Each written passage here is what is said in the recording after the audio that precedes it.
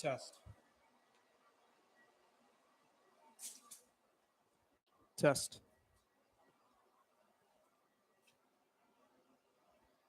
Sweet.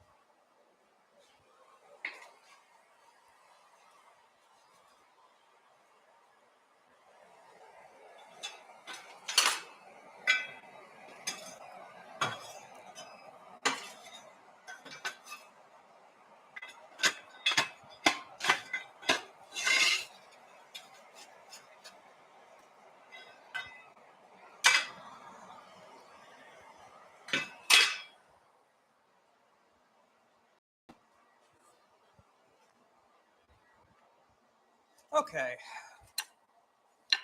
So, today, for anybody watching this as a video, I will be making a pair of dividers.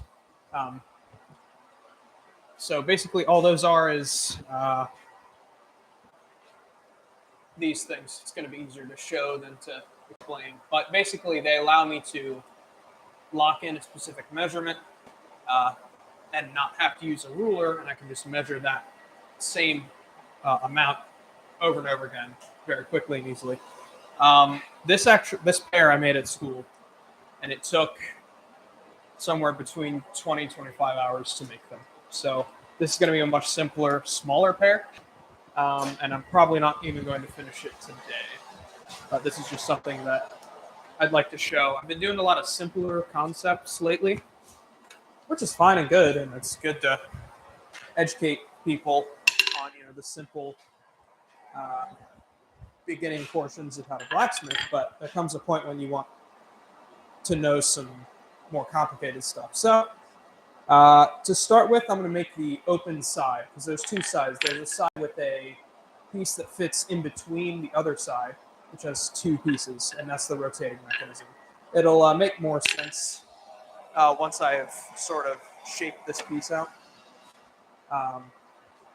But where did I put those? Out there. Maybe.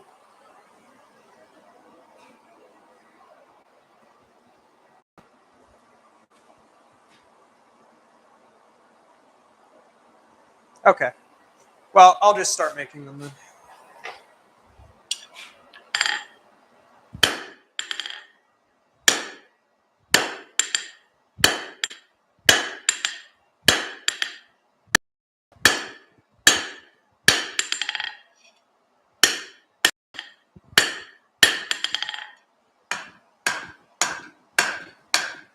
all I'm doing here is making this piece that I've isolated, making it a square, so that I can then make it a circle.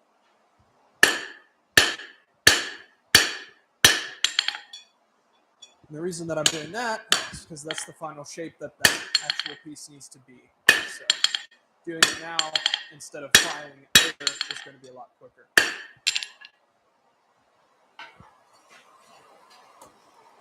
Now I'm going to cut it off just so I can get the basic shape down.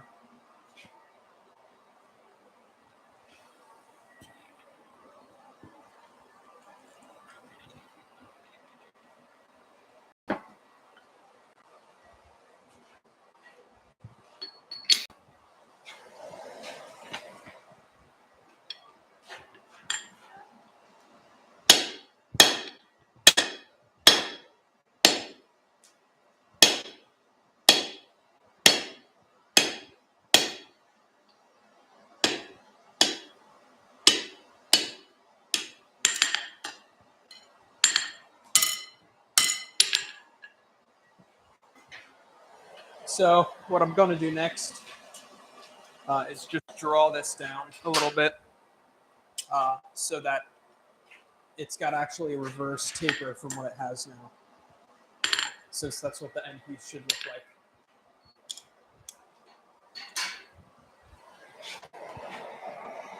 And a lot of this does end up being finished work, which is why it takes so long to do these. A majority of the time I spent on that other pair was in the filing and grinding area, just to make sure they fit up the right. Not that there's anything wrong with that per se, but there's a saying: 10 minutes at the forge saves an hour at the grinder, and it really is true.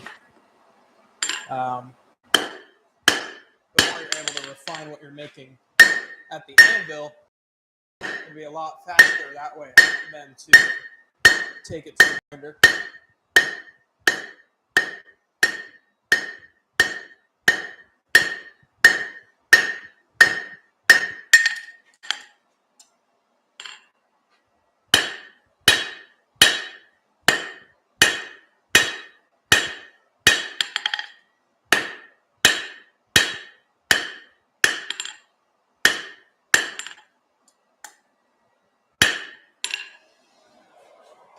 We're getting there. Now, the way that I made this other pair is I actually had to forge weld a piece onto it. So instead of isolating the square and drawing down the shaft, what I had to do instead was fold a piece over and forge weld it to get the circular piece on the end. It's a little quicker if you can do it in one try, which I was not able to. It took me 6 because it's a hard forge weld to do. It took everyone a few tries, I think. But this way is a little simpler.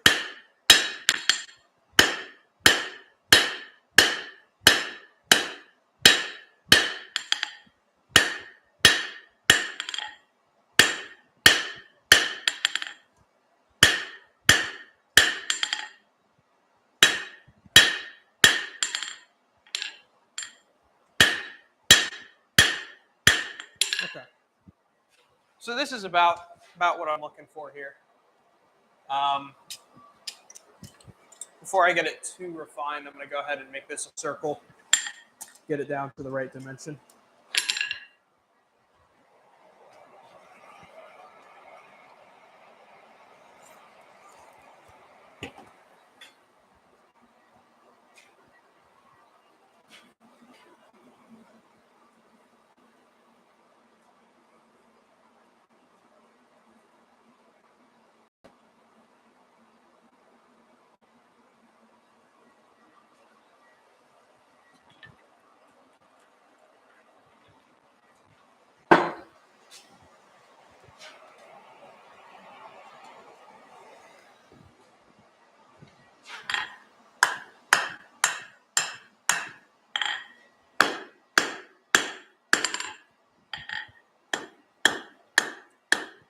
So the way that you make an offset square like this into a circle is you actually make it almond shaped to begin with.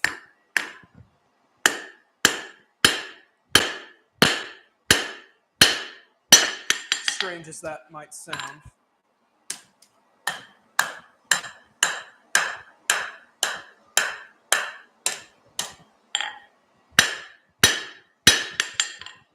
But once you've got it almond shaped, it's pretty easy if you heat it up pretty hot. You can actually, this top sharp part, sort of hit it like you would a scroll and kind of push down into it, and that'll actually form a circle that way.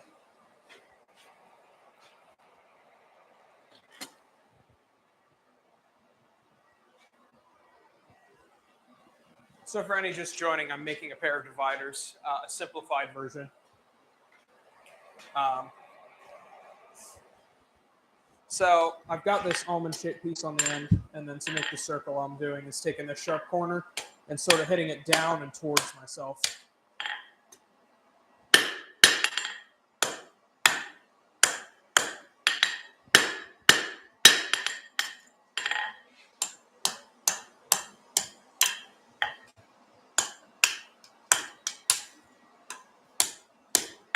Okay, and just like that, it's a circle.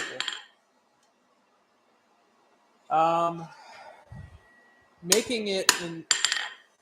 See, the issue that I'm having is I'm going to have to split this down the middle, which is going to be quite difficult. Probably should have let myself a little more material here, but I'll make do, I suppose. Bit of a challenge, I guess. Now, there's a couple ways you can do this. In class, I had another person hold the thing on the anvil for me, and then I split it. It's too thin to use a cutting disc. So hopefully I have the chisel in my bag. If not, then we may have to be doing a little bit of a different setup here.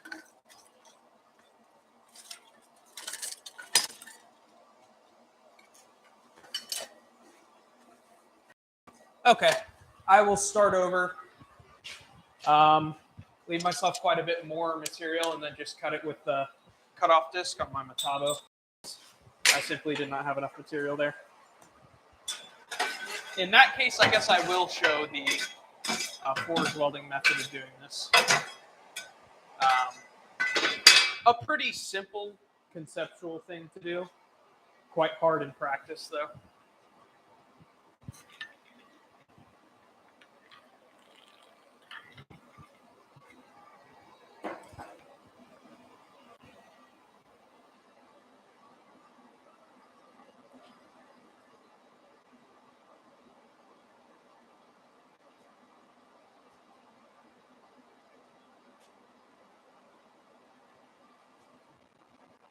So for this forge weld, I am going to be using flux, just because this particular forge weld has been difficult for me. And quite honestly, I'd like to get it on the first try because this is a stream and you all want to be entertained. I want to see you do the same thing 6 times in a row. So pretty much all I'm going to do is fold about 1/2 to 3/4 of an inch over onto itself on the end there, and then forge weld that.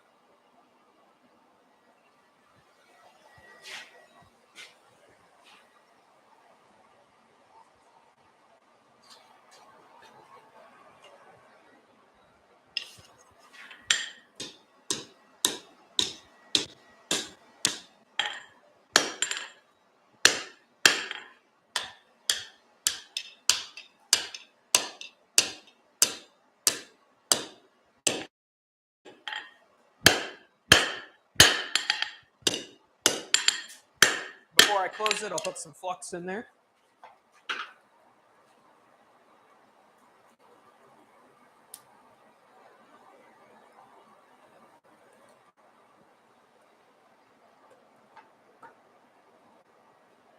Okay.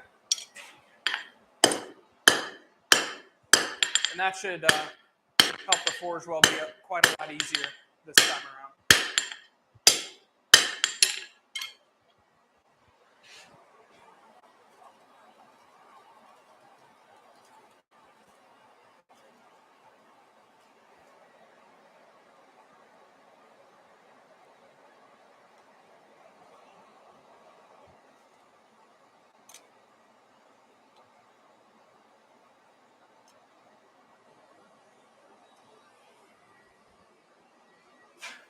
And now I got to monitor that and make sure it doesn't burn.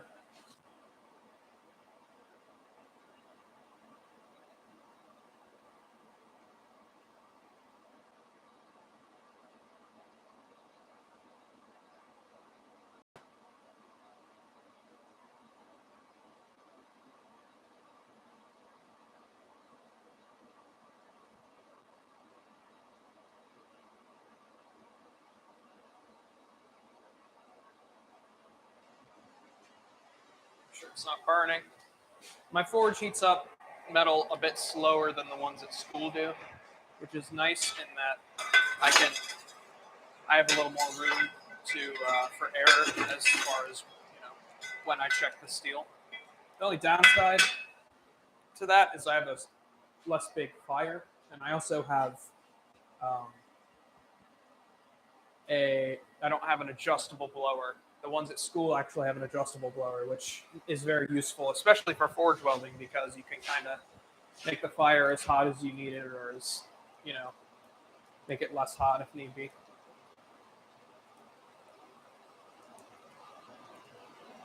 Should be about ready here.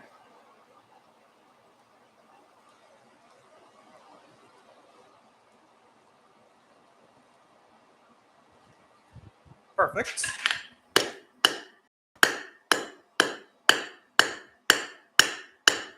Okay.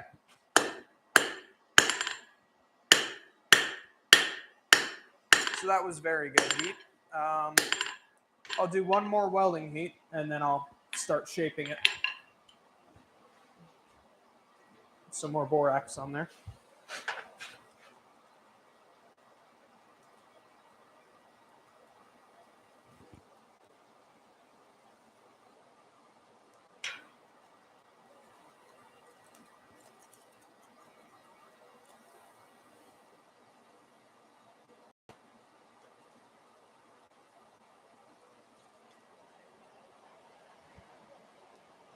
Okay.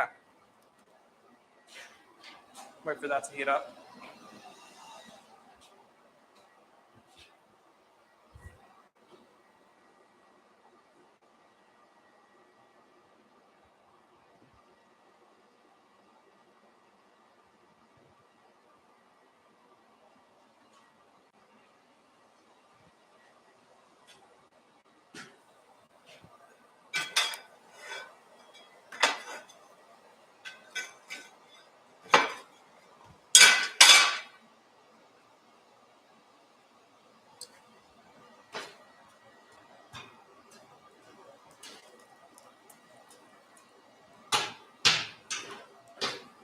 All right. Should be about there.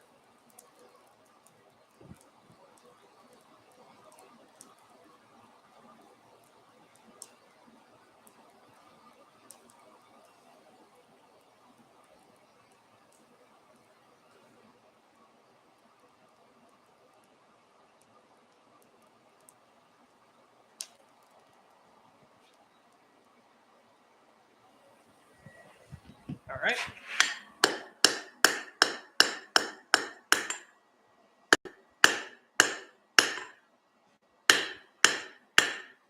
So now you can see it's quite long. Well, maybe you can't. I don't know. Oh yeah, the camera, that just looks like a white ball.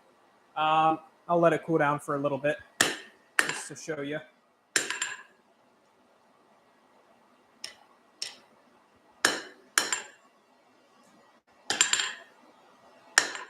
Okay, so it's pretty oblong. To make it circular, all I'm going to do is take it over the edge like this, lock it in place, hit it from this side inward. That should give me the square. Then I can go to the almond shape, and then from there I can go to the circular shape like I did earlier. For those of you who weren't here, that'll make a lot more sense once I actually start doing it. I am going to continue working it at welding heat just because that's the safest temperature to work a forge weld at. My forge is a little cooler, so I'm not in super big danger of burning it, which is great because a lot of the times I would get this far, it would be a good weld, and then I would burn it. So I will keep applying flux to the outside because I can. Go. Now, the only thing that has me a little bit worried is that the end of my piece here that I've folded over is oblong, which may encourage that weld to sort of squish to one side and maybe split on that side. Hopefully that doesn't happen, but you never know.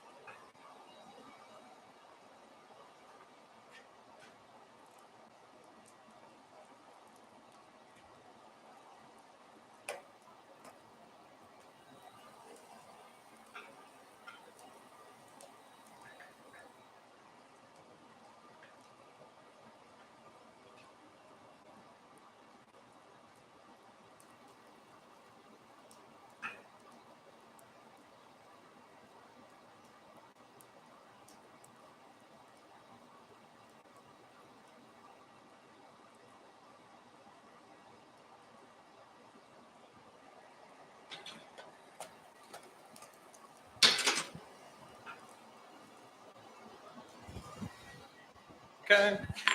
So again, I'm just gonna squish it down, upset it, if you will. All right, and so far it looks as if the weld is holding up, which is great news.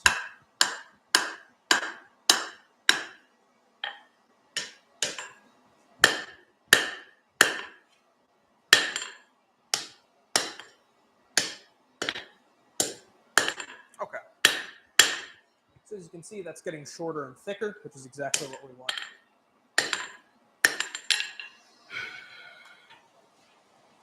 I'll put it back in. I'm not going to apply any more flux because the weld seems to be holding up. And if I continue at this heat, it really should be okay. The only time that it might come apart or delaminate, as we say in the business, is when I start chiseling. So I'll be squishing it in all sorts of strange ways from the chisel. So that is a danger, but it is what it is. Oh, wait, I don't have a chisel, so I'll be using the cutting disc on my grinder. So it's pretty safe now that I've got it set.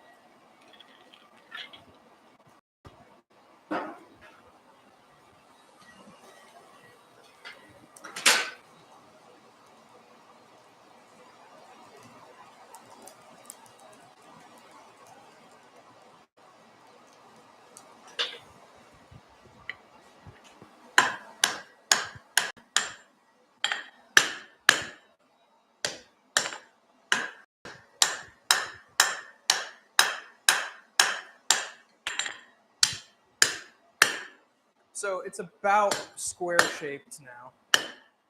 So what I can do to sort of fix that is turn it up on its corner like that, and then hit the other corner. And that should, if I rotate it a little bit as I do so, that should give me the almond shape that I'm looking for. Yeah. And there we go. So now, once again, I'm going to take this tip here. I'm going to flip it so that it's face up on the anvil, and I'm going to hit it towards me, sort of like if I was scrolling. So I'm going to hit it that way. It's really strange to me, the lighting on this camera. Right now, this metal almost looks red hot, maybe even orange. To me, it's barely cherry red. Strange, but it is what it is, I guess.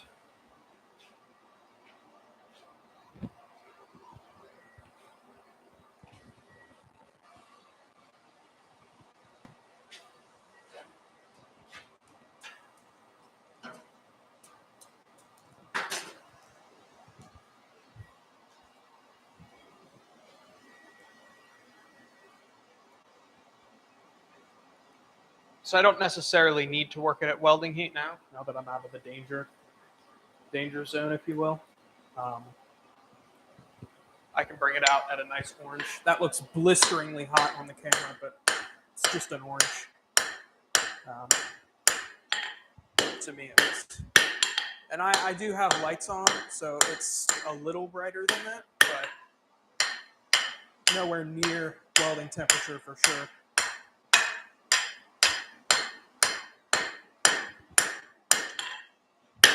Okay, and there we go. So now I've pretty much got that circular shape established. What I can do now is sort of do that all over again, just basically to upset it, to make it thicker, so that I have a better time of it when I'm... You know what? Honestly, I think I'll just make a chisel for this. I don't want to risk trying to... Because I haven't tried cutting down one of these with a disc before, but I have done it with a chisel in a vise, and I'd rather do it the way that I know and do it that way, with the knowledge that I'll be able to do it rather than risk it. It's also the traditional way, so that's another bonus. The only issue is, well, you wouldn't be able to see it anyway, even if I did it with my grinder, because it'd still be in the vise.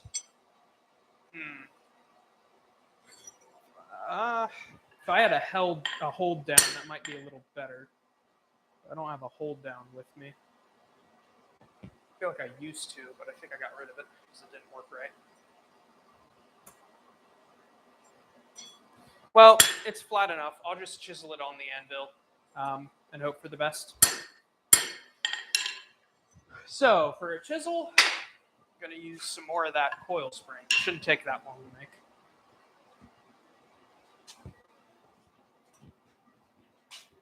It's going to get fairly here for a second. Fair warning. Okay.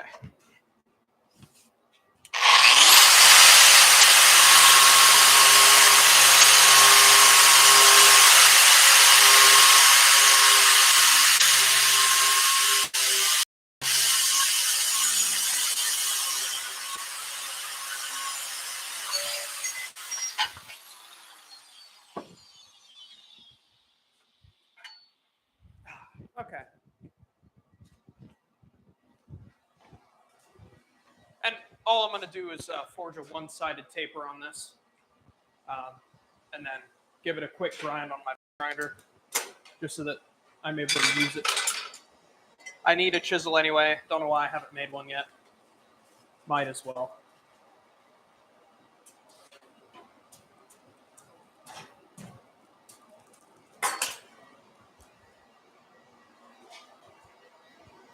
In the meantime, I'm going to try and find those. Oh, here they are. Those dividers. So, essentially what I'm trying to do at the current time is, you can see there's a piece with two parts and then the inner piece. Right now I'm forging the piece with two parts. It's the hardest to make. The inner piece is a lot easier. Does not require a forge weld whatsoever. Very simple.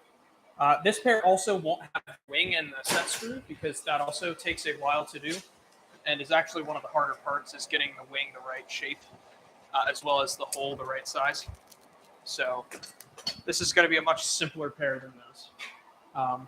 These are probably like one of the 2 or 3 hardest things that I've ever made, because not only is there all this complicated file work done up here, but down here you can't even tell. I actually forge welded tool steel into mild steel to get hard tips. And the thing about that is that the 2 different steels are going to have slightly different melting temperatures. So it's a lot harder to judge when the correct welding temperature for both steels is. Almost burnt one of them in the process. A very stressful few minutes on that weld. So I also won't be doing that here. The reason I did them on those, on the original pair, is because they allow me to scratch a marking into whatever I'm measuring, which is quite useful.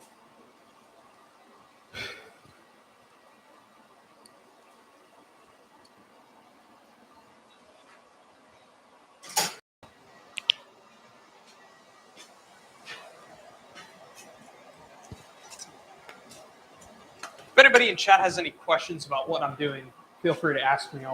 I'll respond to you, because that's kind of part of the point of streaming, you know.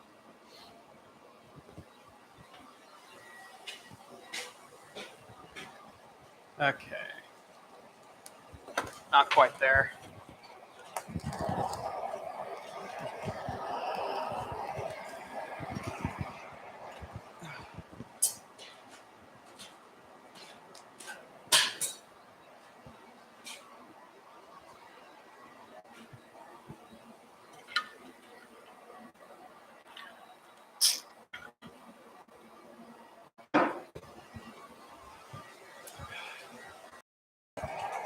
Okay. I can straighten most of this curve out now.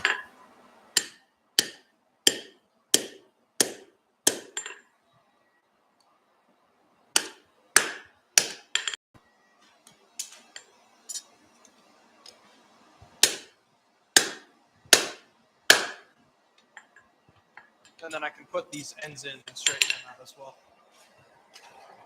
And then I can forge the chisel.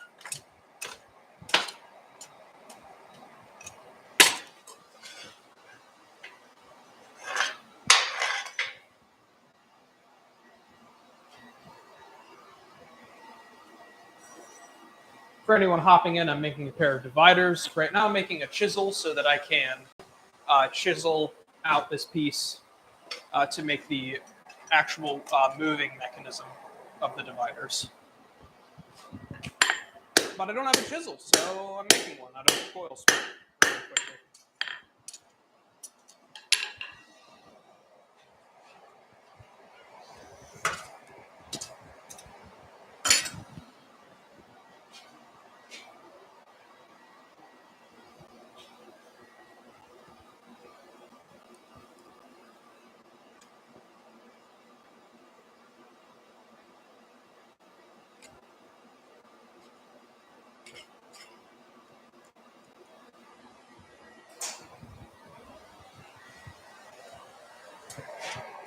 Okay.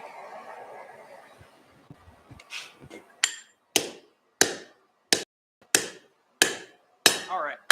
I'm going to heat one of these ends up and forge a flat taper really quickly. I will grind it, quench it, and then harden it, and then temper it.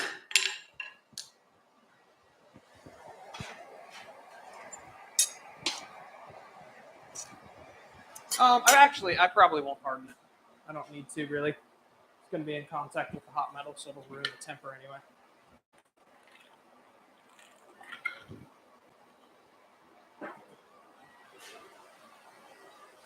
So I don't exactly have a hold down. However, I can set this hammer on top of it.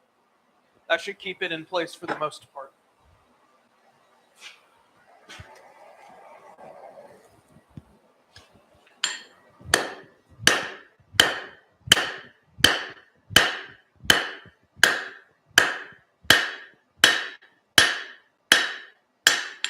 Okay. And then I will grind this really quickly.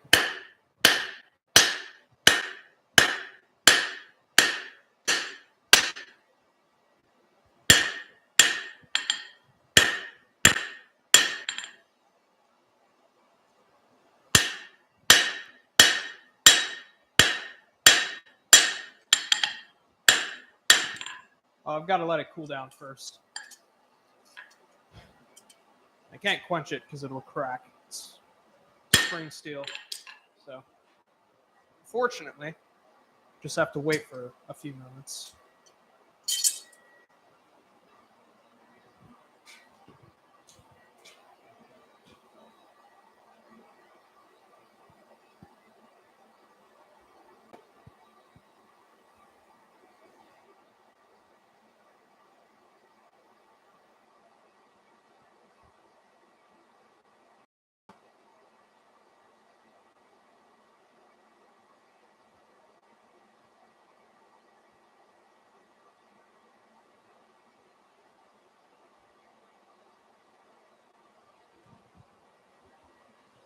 Once this cools down past the point where it's red, I can quench it. But until then, it looks completely gray. It's still a dark cherry, so I don't feel confident in quenching it quite yet.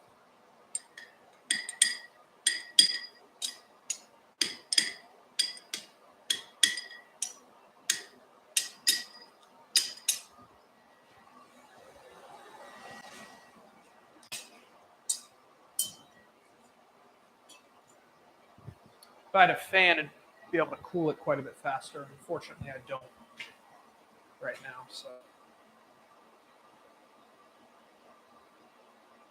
I can, however, turn off the forge blower. Don't need to be burning coal that exorbitantly. Unlike at school, I do not have an unlimited supply of coal, so no reason to keep it on.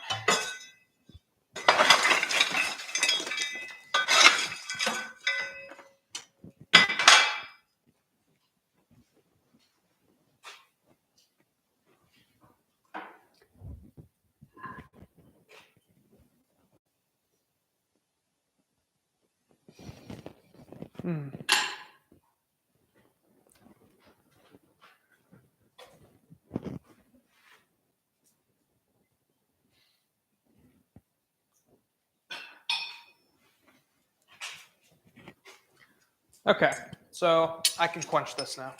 I'll go ahead and give it a quick grind. Shouldn't take too long, and then I'll be right back.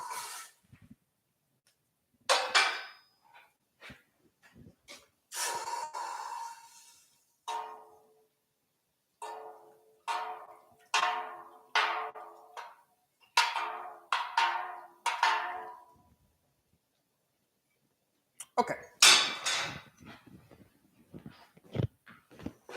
It is going to be quite loud, so I would maybe mute the stream for a moment.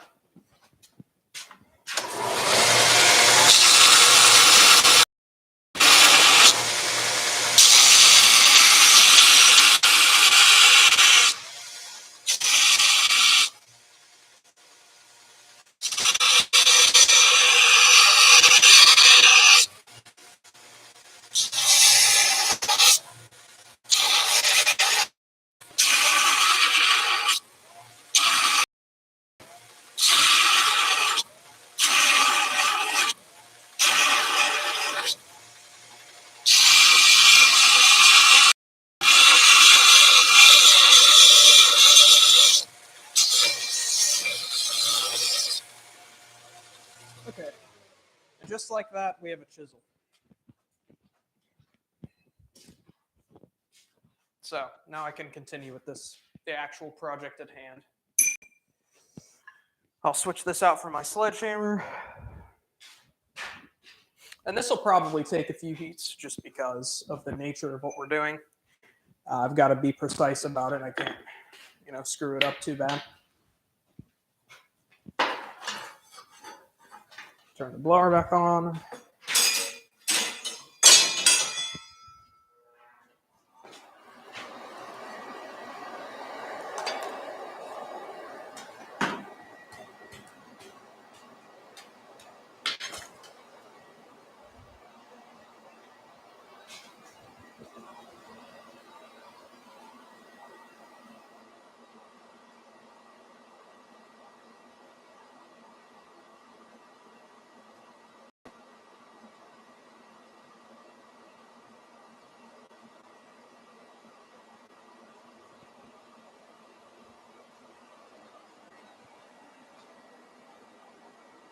So borax, when you're forge welding, ferrous metals, when they're heated, they create as a oxide, which prevents you from actually welding it together. So borax, what it does is it prevents oxygen from touching the steel, first of all. It actually dissolves a little bit of scale as well. I don't know exactly how it does that, but it does. And it overall makes it a lot safer to forge weld. You can certainly heat it up to the point where the scale just melts and isn't an issue anymore. But that's a very thin line to walk. And I wanted to make sure this weld actually worked the first time, since I'm doing this on stream to people. I'd rather just show them the process than have you all sit through me doing the same thing like 6 times in a row. Okay. So now I'm just going to chisel this. It's not really that complicated of a process. Just take your chisel down the middle, really.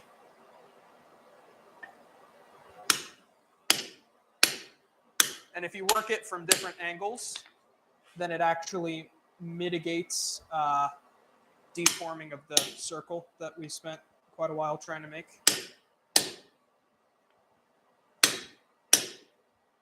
Again, usually you would do this with someone else. It's quite a bit easier to do it that way for that exact reason. Or you would do it in a vise, but I don't have a vise that's on camera. So we are stuck with this method currently.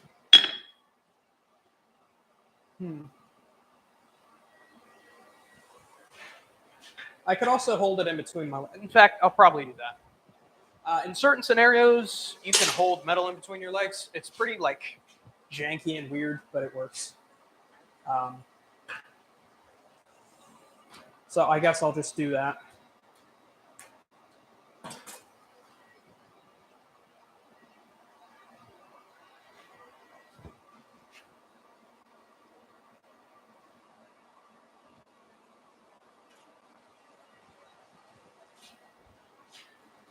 Okay.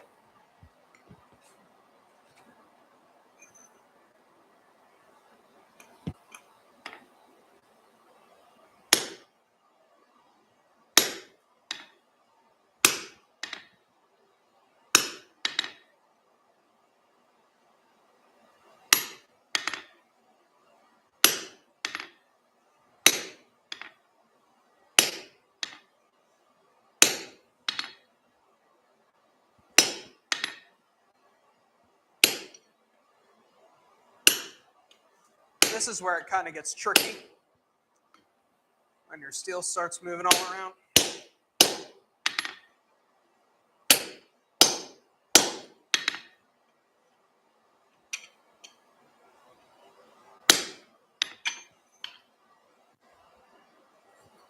And so as you can see, we're starting to get a split down the middle. I'll carry that all the way through. And then I can actually get back to an interesting part.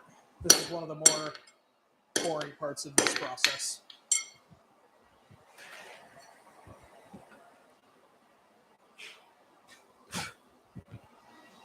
Yeah, but all the black stuff that I'm blowing off of the anvil, that's also scale. Everything that pops off the metal as you hit it, that's the scale. So that's what we're trying to avoid in that weld because it prevents the weld from occurring. It's the same reason that like welding sticks for a stick welder are coated in that what kind of seems like clay. That's also flux. It's stronger than borax and it works better.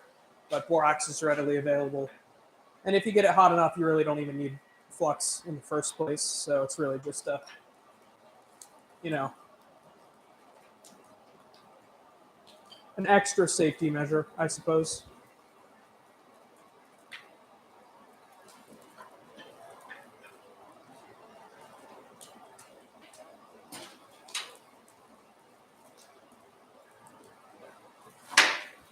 Okay.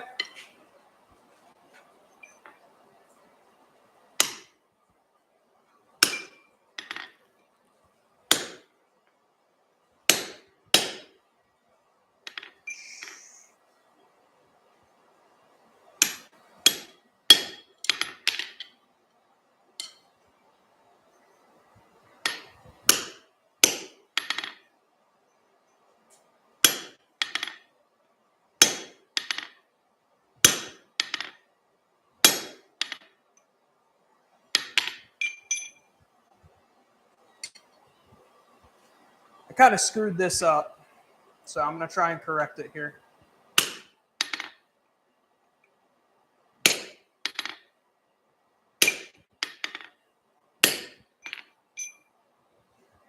In fact, I'll be right back. I'm going to cut the rest of this with a grinder. The chisel I used at school was quite a bit thinner, and it was a lot easier when I had somebody holding it. So, shouldn't take that long.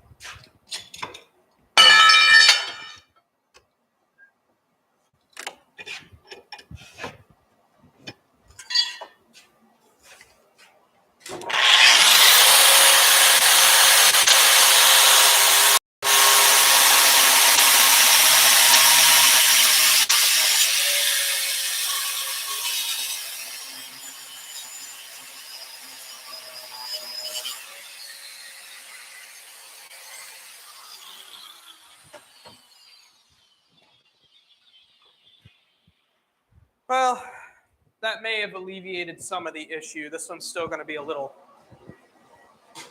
bit wonky, but I guess that's okay.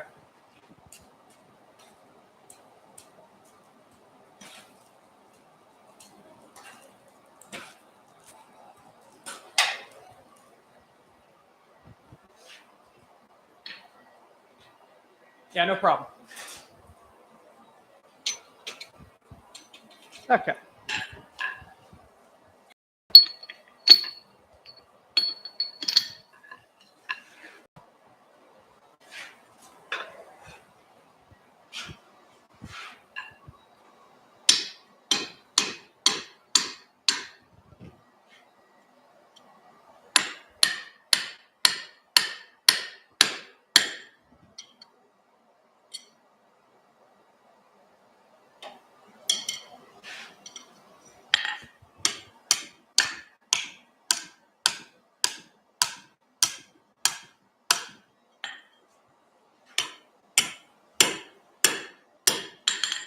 Yeah, this one's pretty screwed up.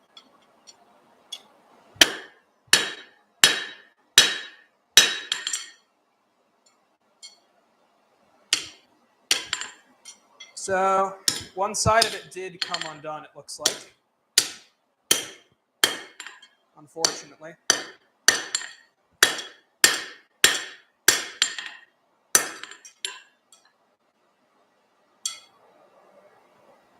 But it'll work for this demonstration. This is a lot easier if you have a post vise or if you have somebody else holding your steel. Unfortunately, it's at such a state that I can't forge weld it back. So I'll just work, with it as I can. I can go back and stick weld it later. And to be honest, I might, just so I can continue this as sort of a stream series. But ideally, you would chisel it through, nothing would go wrong, which, Murphy's Law is quite prevalent when it comes to these things, so that's unlikely your first few attempts. But nothing would go wrong, there wouldn't be a crack there, and you would just be able to refine the shape back to where you want it without an issue.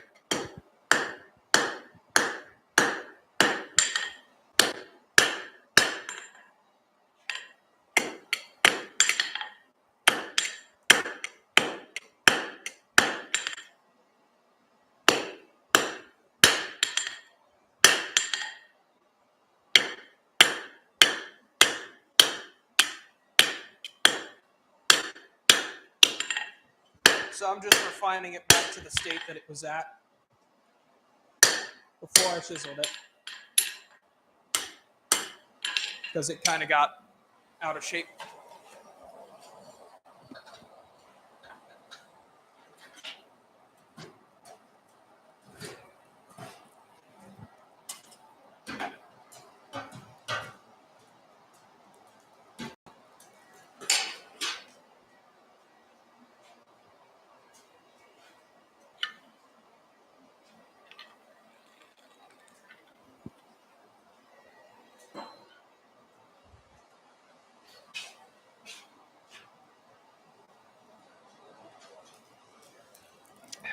So I've got that oval shape again.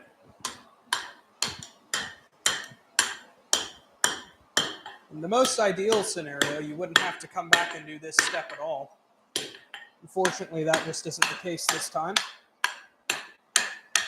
Like most things in life, stuff happens sometimes, so it is what it is. So, now that I've thoroughly screwed that up, I will cut this piece off about there, move on to the second piece, which is the part that goes inside of that to get the the movement down. I will, once I'm done with the stream today, I'll go ahead and weld that with my stick welder just so that it holds together, and sort of clean it up a little bit, not a ton, but just so that it's a functioning piece.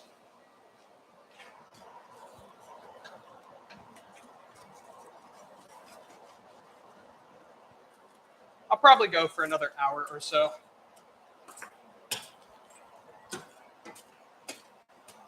As far as the stream goes.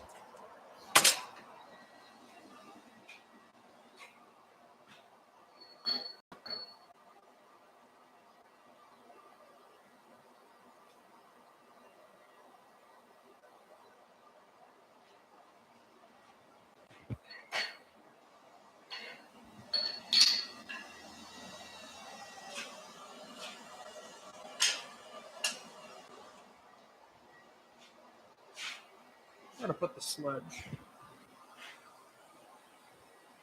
Oh, there it is. Okay.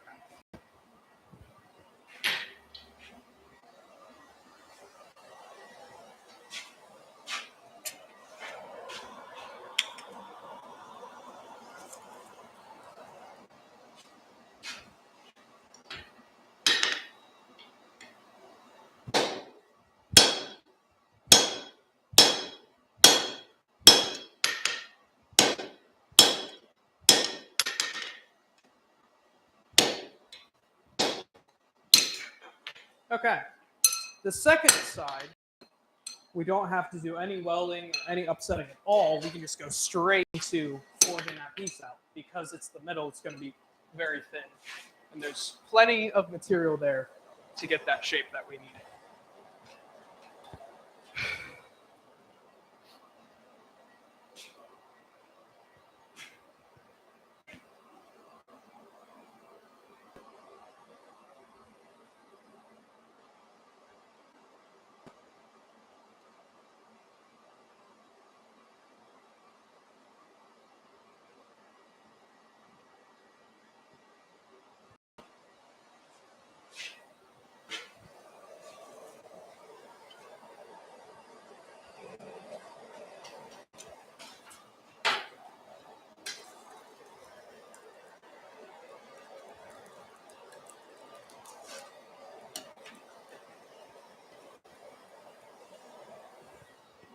So for this part, you need a lot of hammer control.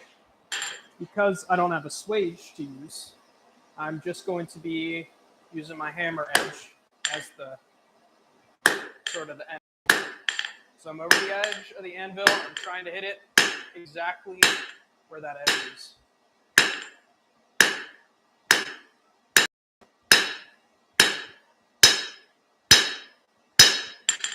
As you can see, it'll forge a lot more on the side that's actually off the anvil, so partway through you can swap over and sort of bring that back through. Looks like I need to go quite a bit deeper. I didn't leave myself enough material there. There we go. Okay. I'll heat it back up and bring that isolation back a bit more.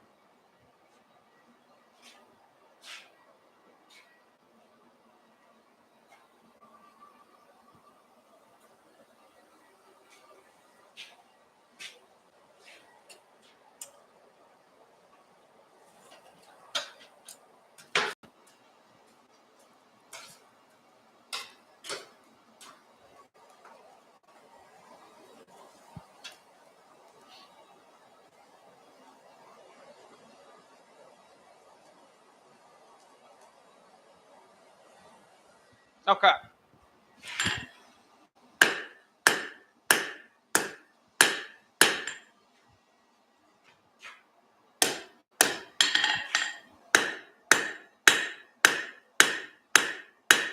I'm doing this at an angle because that's the way it'll end up fitting up inside the other piece.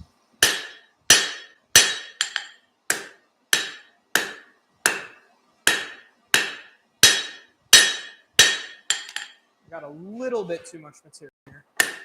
That's okay. As my teacher says, it's better to be looking at it than for it. But I couldn't agree more. Because I can always cut this piece off, but you can't always add metal. In fact, very rarely can you add metal. It's a lot harder to do that than it is to take a grinder to it. So this is a blob for sure. I'm going to put it back in there. heat it up and sort of cut it to shape on the hot cut. And then I can file it or grind it from there. And a lot of this is about the fit of the two pieces. In fact, I guess I will have to go ahead and weld that other piece. So I will do that after I'm done cutting this piece to shape. Also go ahead and give that a quick grind.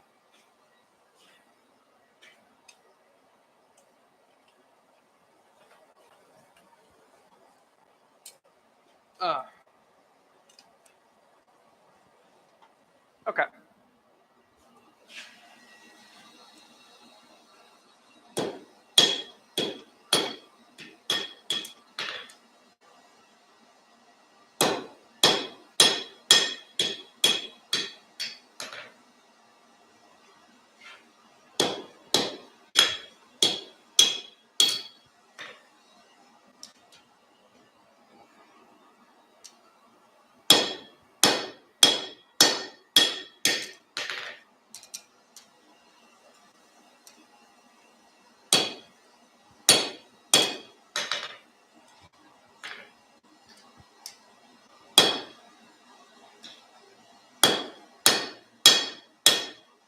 Okay.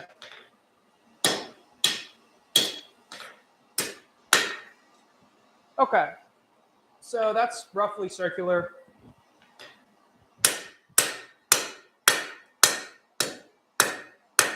What I can now do is go and give it a quick grind to kind of clean it up.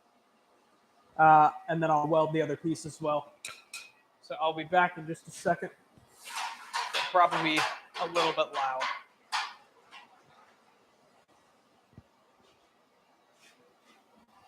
Matter of fact, I think I will go ahead and leave my mic here, just to not subject you all to torture to your ears.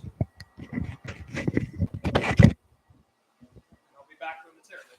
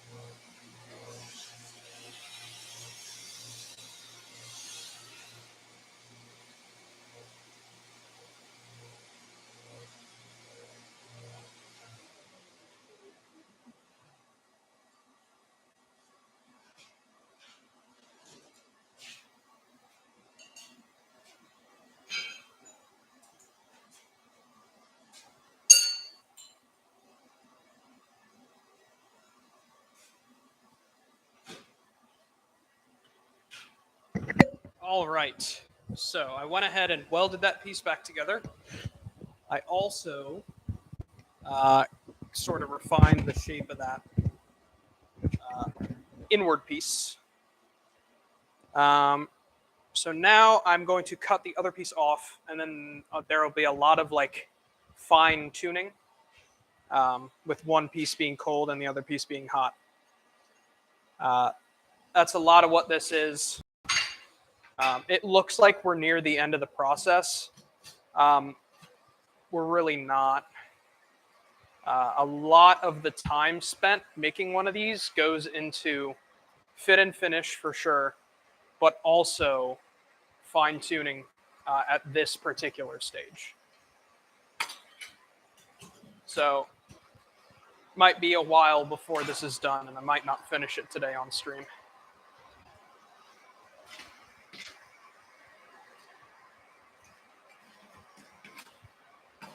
Just reconstructing the fire here a little. Getting the clinkers out, the usual. Okay.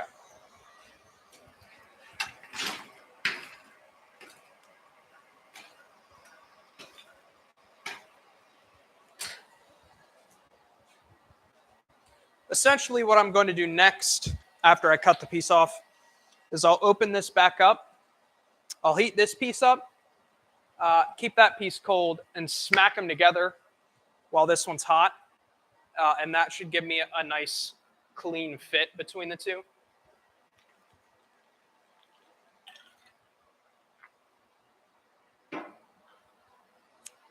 At that point, I'll probably move the camera to my vise because I'll be doing a ton of filing as opposed to forging. It's a lot less glamorous, you know, a lot less cool looking, the filing, but it is a large part of blacksmithing. You get a lot cleaner end products if you do a lot of finish work like that. It's the difference between a professional looking product and an amateur looking one. Not that there's anything wrong with that, but that's just sort of the fact of the matter. The more finish work you put in, the better the end product will look. You know, the more somebody's going to want to maybe buy it if that's what you're selling, or, you know, the happier you'll be with it, it'll come out looking better, all those good things.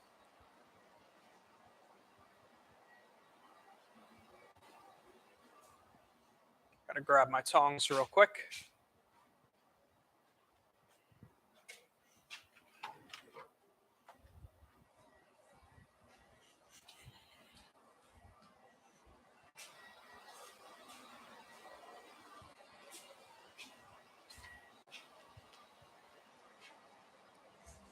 I'll go ahead and cut this off.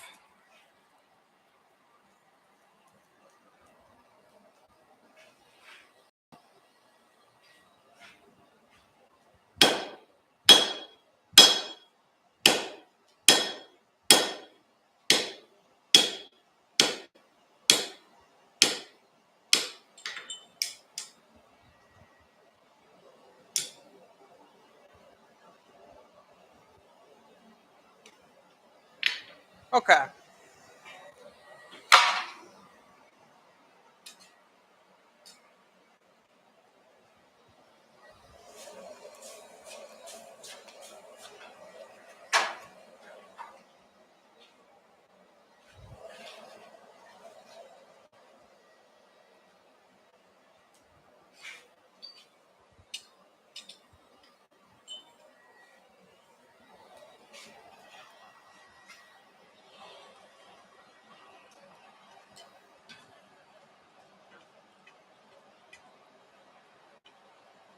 Okay.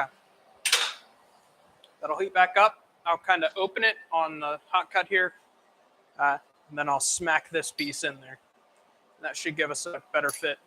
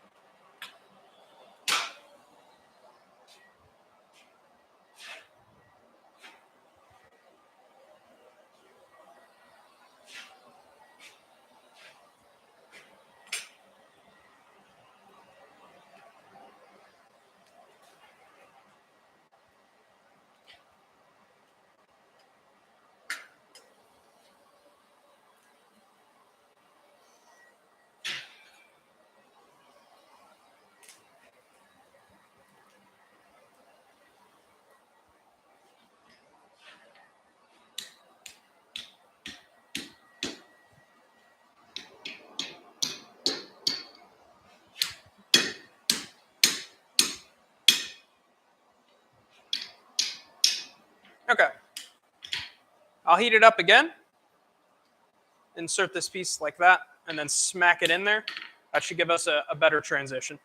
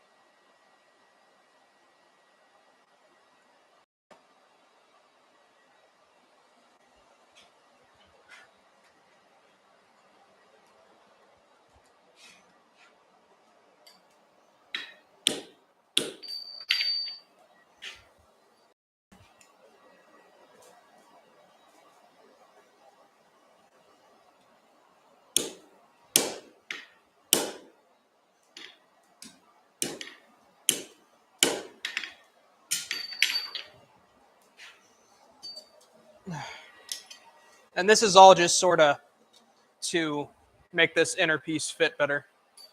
Because again, 10 minutes at the forge beats an hour at the grinder. It's a saying that holds pretty true.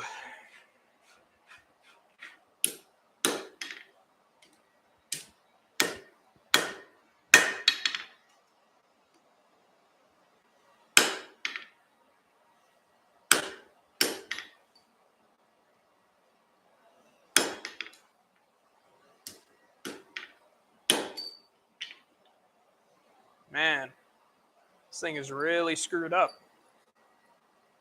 even with that weld.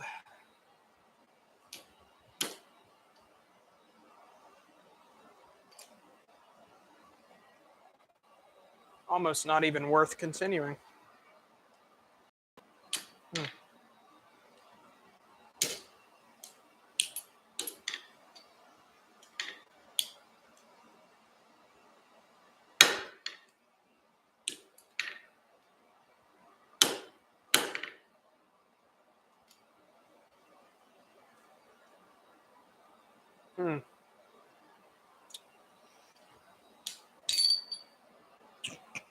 Yeah, this one is beyond saving.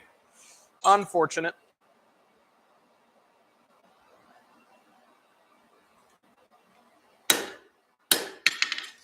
Well, I guess I will save this particular project for another stream or maybe even a video.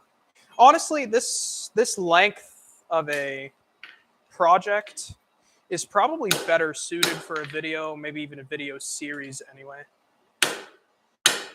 So, yeah. Unfortunate. Does anybody in chat have any suggestions that they would like to see made? If not, I'll have to think about something to make. Maybe even end stream, but who knows?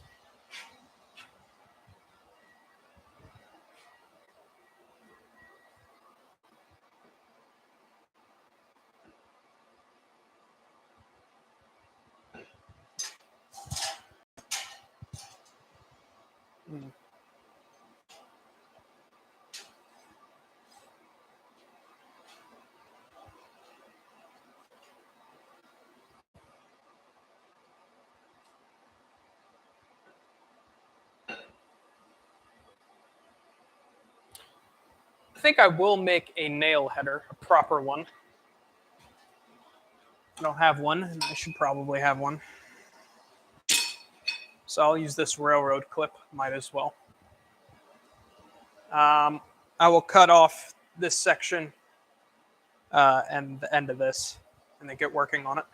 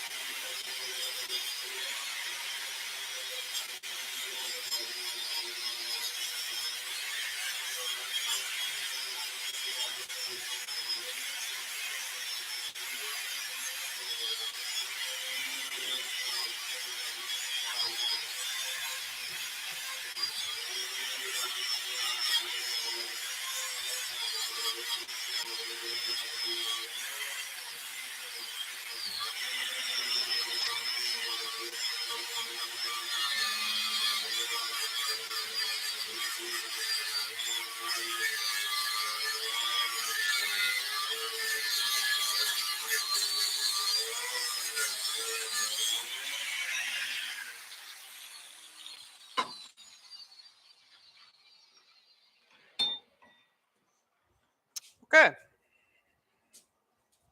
Throw this in there, flatten it out, and get going. Pretty much all we're looking for here is a semicircle end on it, some similar to a semisphere, not quite that pronounced though, a little shallower, and then a tapered hole.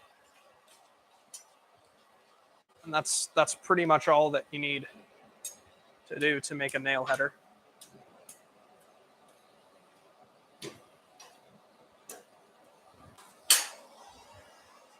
That heat up. It's a big chunk. It'll take a minute.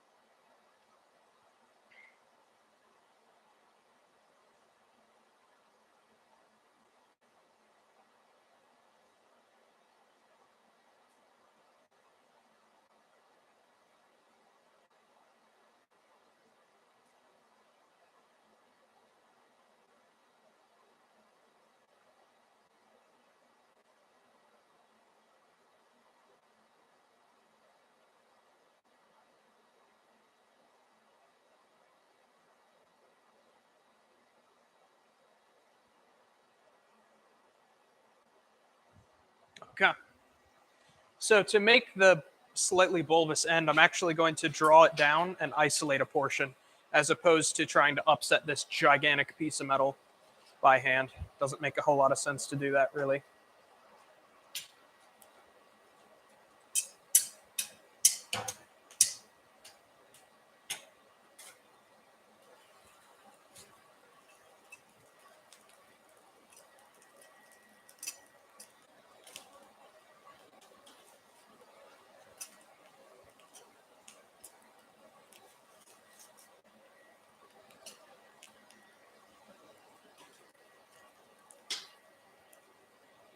There we go.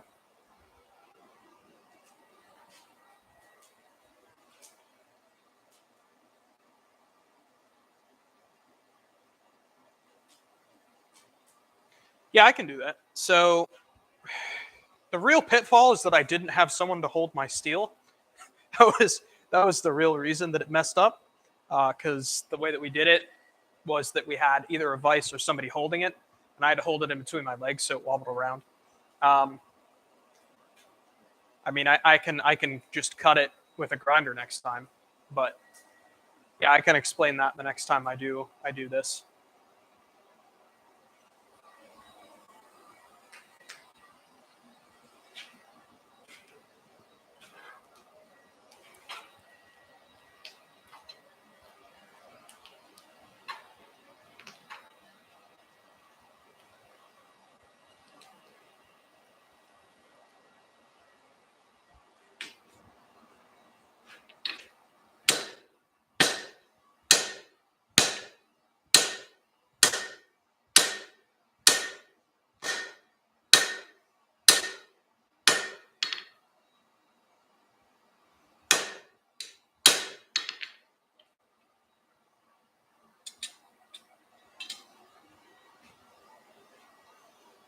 Okay, and then I'll flatten this end.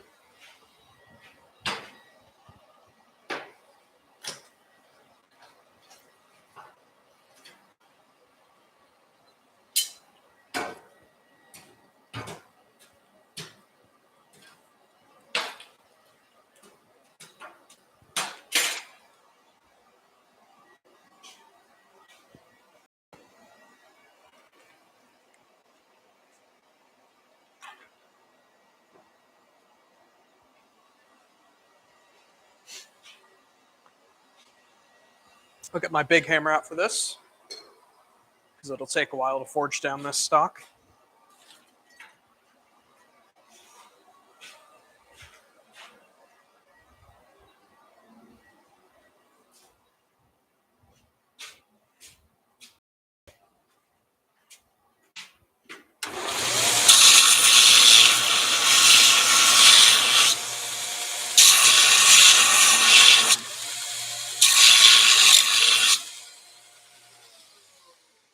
Sorry about that.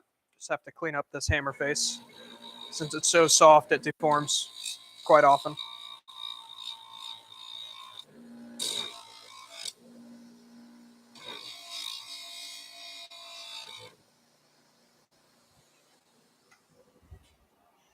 Okay.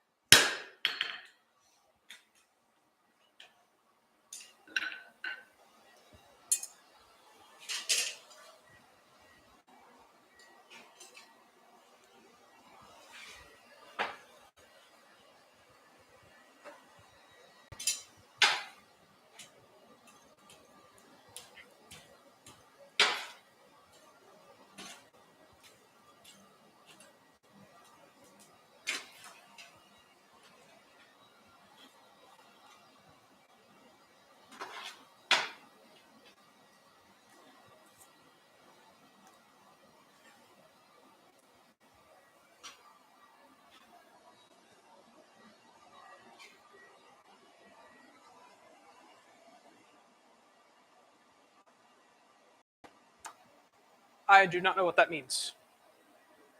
Unfortunately. Unfortunately.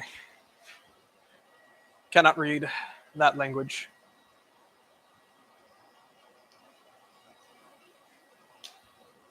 This piece is almost hot.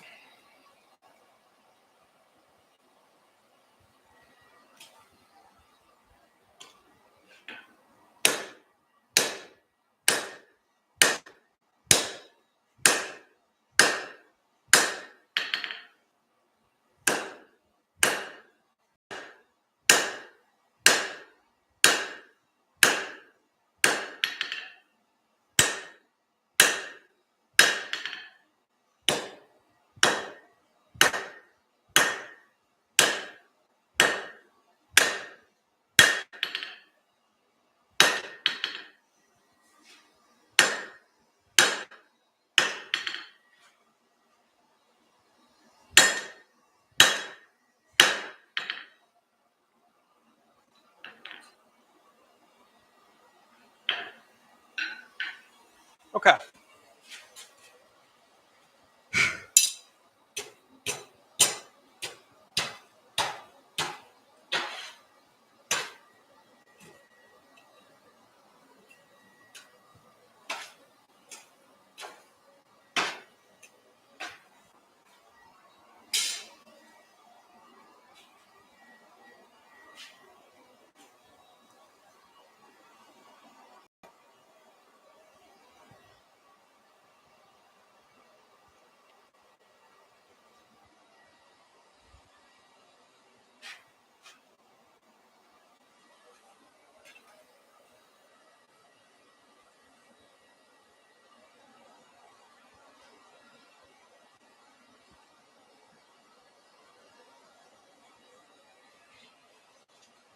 Okay.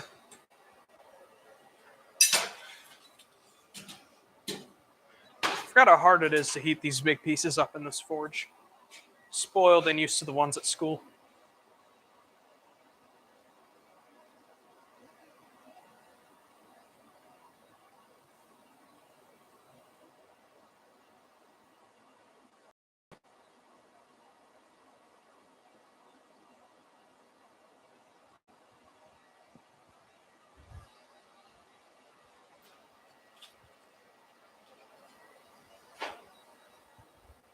Okay.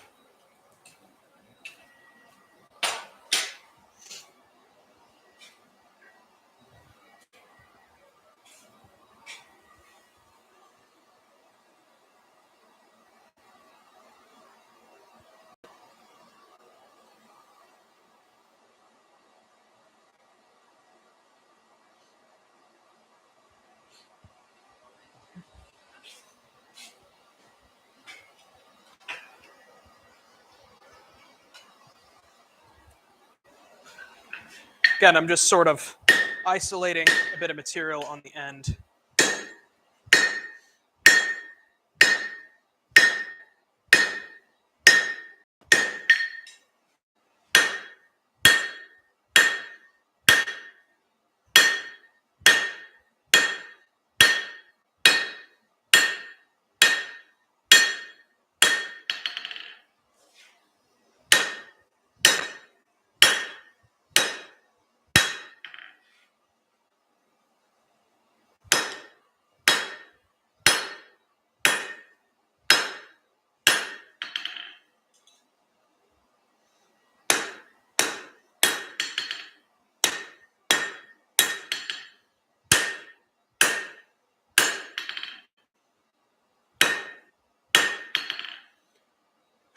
Okay.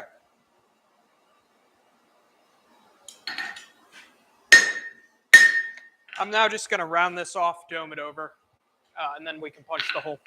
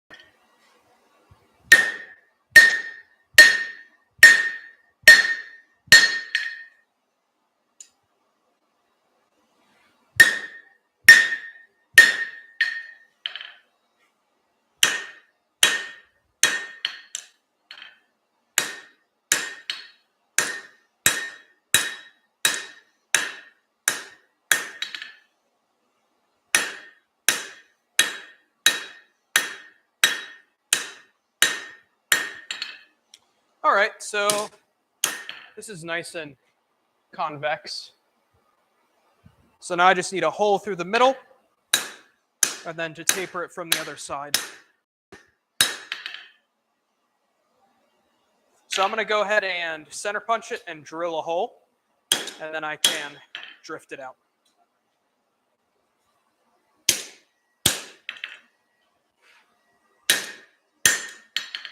Okay.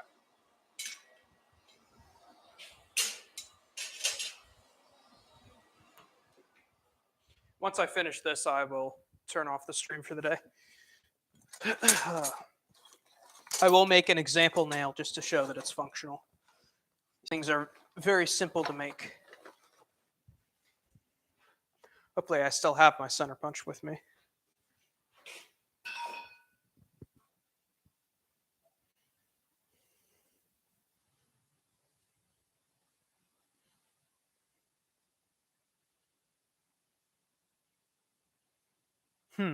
Seems I don't have my center punch with me. Instead, what we can do is we can mark it with an X, drill through the center of that.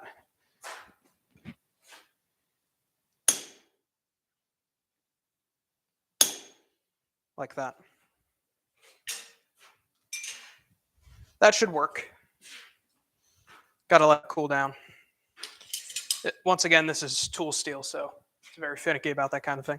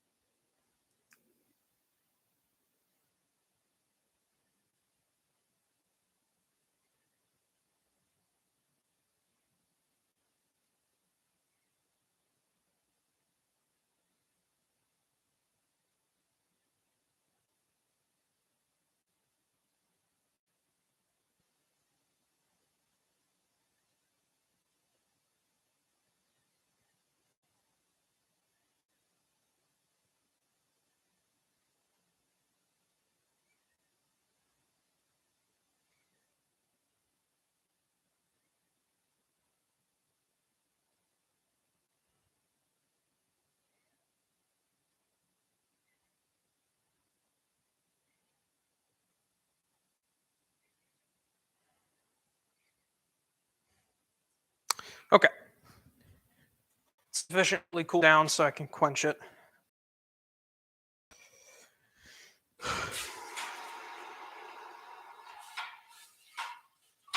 So I'll give it a slight drill.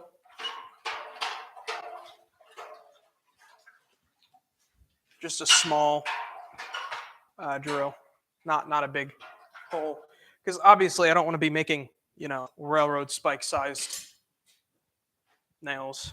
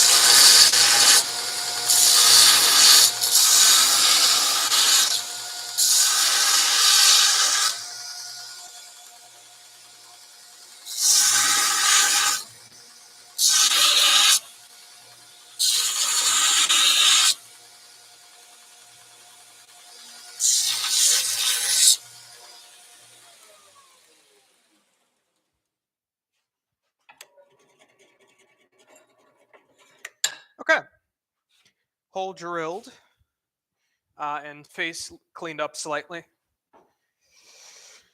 So now I have to basically make a big nail to then drive through the backside. That'll create a reverse taper so that I can then make the nail and then eject it getting stuck in the hole.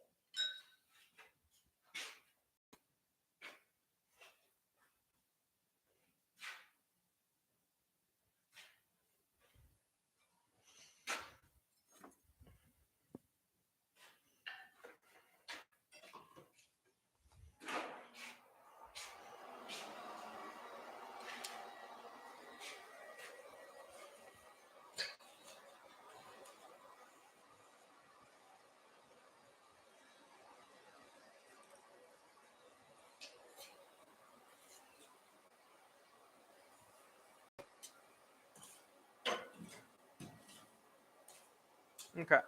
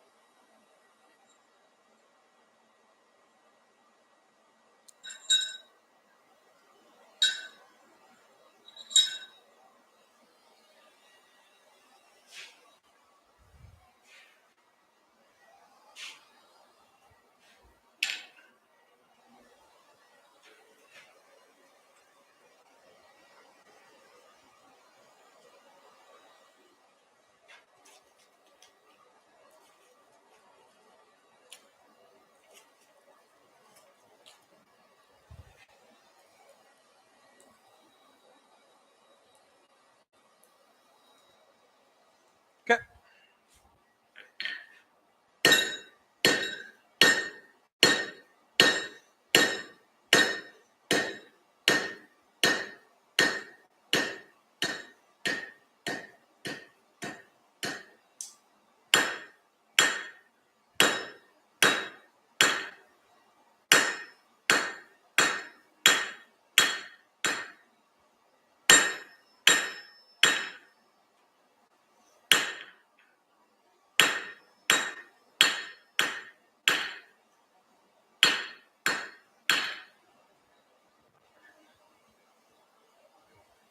Okay, so that should do.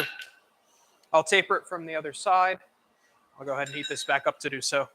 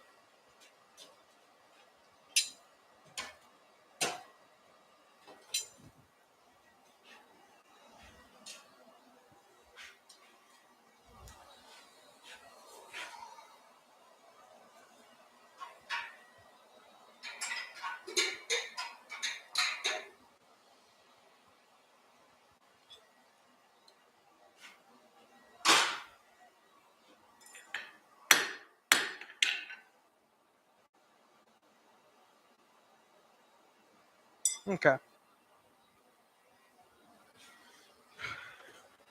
So this is once again going to take a bit.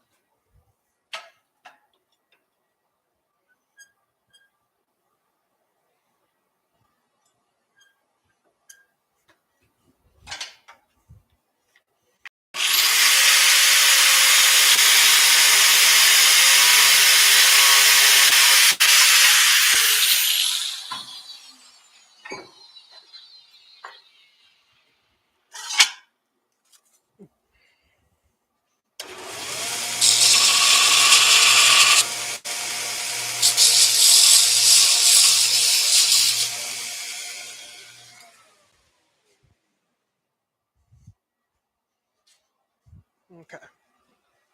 So I got our little drift cleaned up.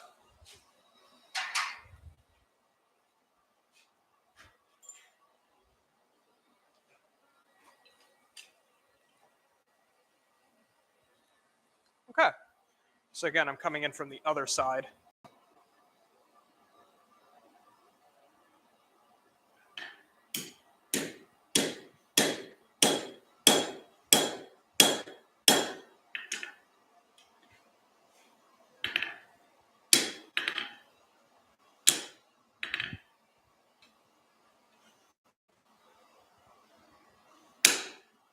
Okay. So I'll let this cool down and I'll make a nail as an example.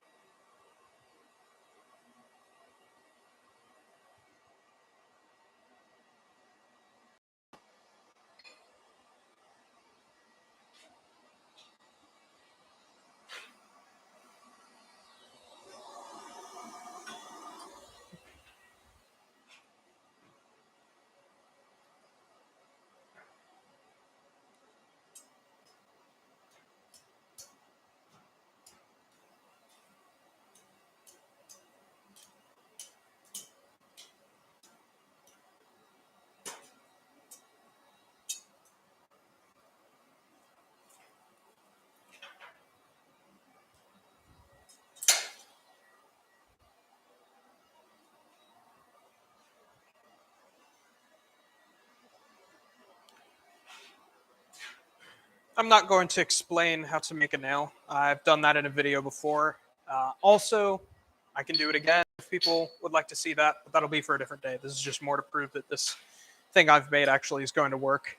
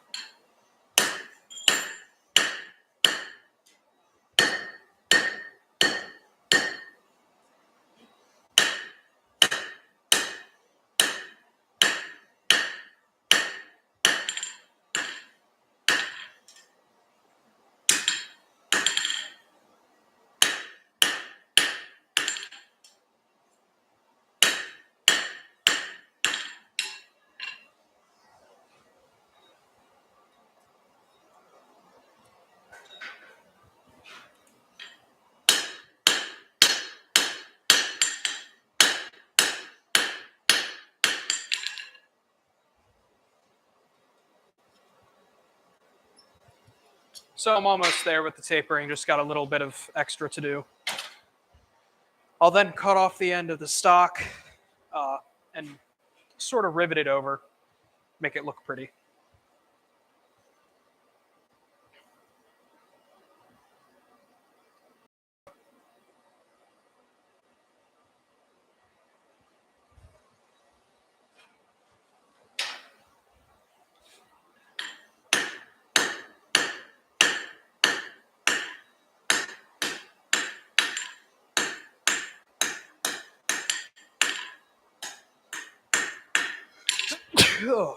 Okay, this should fit now.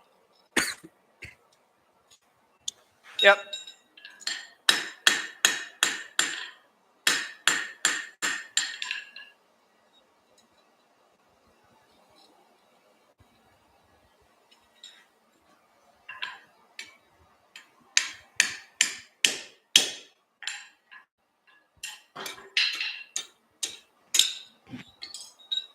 Okay. I'll then go ahead and cut it off here and form the actual nail head. For anyone watching as a YouTube video, thank you so much for watching. If you enjoyed it, leave a like and subscribe. That helps my channel out quite a bit. And if you watched this far, then props to you. I hope to see you all in the next one. Okay.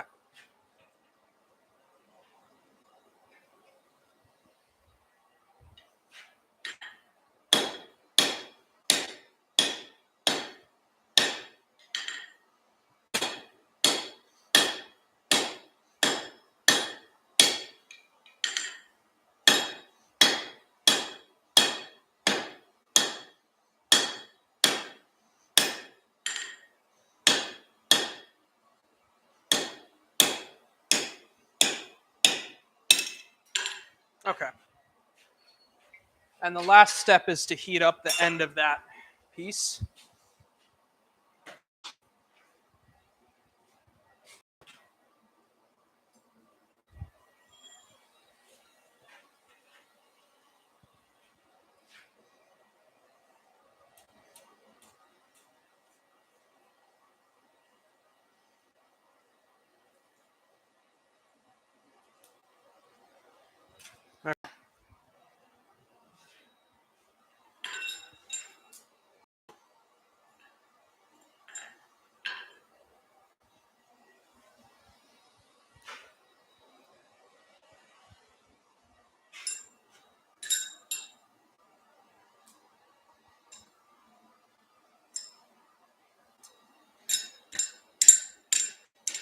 Okay.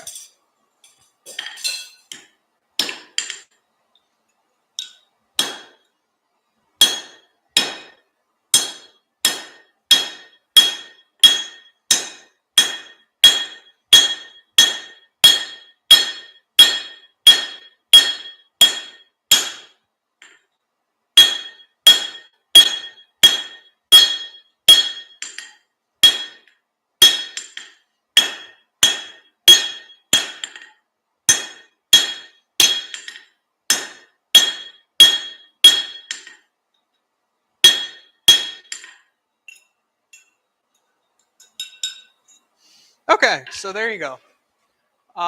This is a bit of a big nail. I used a little too much stock for the head. But thanks for watching. I think next Sunday I'm going to do a video. And maybe the week after that, take the Sunday off. But thank you guys for sticking around and watching. And I will see you guys next stream if you hop in.